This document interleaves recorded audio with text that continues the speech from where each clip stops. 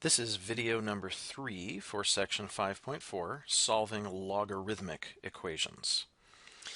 Now we're going to consider the situation where we want to solve an equation and there's actually a logarithm in it right from the start. Well, the goal for solving such equation is the same as always. We're trying to isolate the x. We're trying to find the value of x that makes this equation true.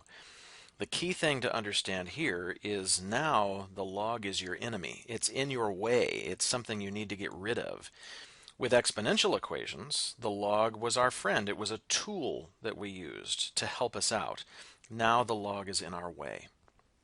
Well, I've given you the usual list of steps over here. This is a pretty straightforward list, actually. Step 1 is if you have a log equation, an equation with logarithms in it, and you want to solve it, step 1 is put that equation into log form. Log form means one log, one base, one result, and one power. The one part that doesn't fit in here is the 4. That's not part of log form. I'll have to get rid of it. Well, since that 4 is being multiplied right now, I can just get rid of it by dividing both sides by 4. On the left, that gives me log base 2 of 3x plus 1, and on the right, I have 3. Now the equation is in logarithmic form. Well, that x, it's still trapped in there by that log. Maybe you're tempted to subtract 1 or divide by 3. You can't do any of that yet until you rid yourself of this logarithm. How do you do that? Well, that takes me to step 2. Now that I'm in logarithmic form, the key step is to switch to exponential form. This works every time.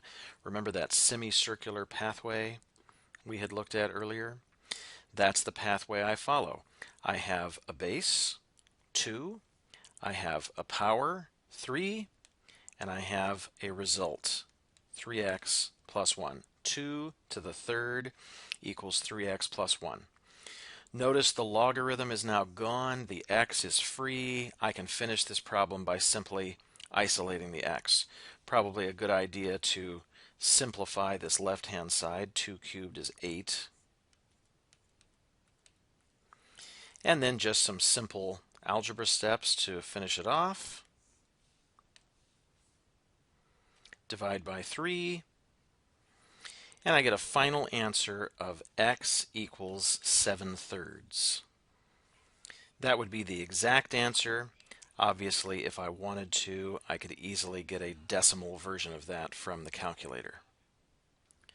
Remember, we don't want to round anything until the very end of the problem. Well, let's try that process again on a second example. This one's kind of interesting. This time, we have an equation where we're looking for the b, the little base of that logarithm.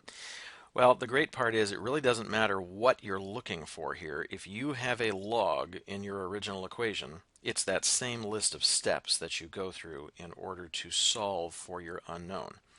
So again, step 1, put your equation into log form. It's almost in log form. I see a log and a base and a result and a power. This time what's messing it up is the 3 there, so I'll need to subtract 3 from both sides. And now I'm in log form. I have a single log, a single base, a single result, and a single power. Once you put your equation in log form, you switch it to exponential form. Just follow that pathway around as usual. I would have b to the 6 equals 170. It's that switching forms property. I can always take a statement in log form and switch it to exponential form. The final step is isolate x, or in this case b. I just have to look and think, well, why is the b not by itself? It's because it's being raised to the 6th power. In other words, this is now a power equation.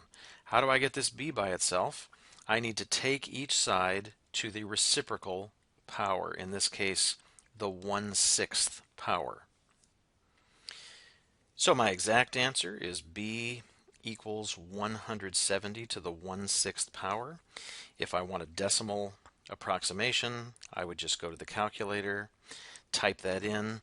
Be careful, again, depending on your calculator, you may need to put that 1/6 in parentheses. And rounded to 4 places, I get b is about 2.3536.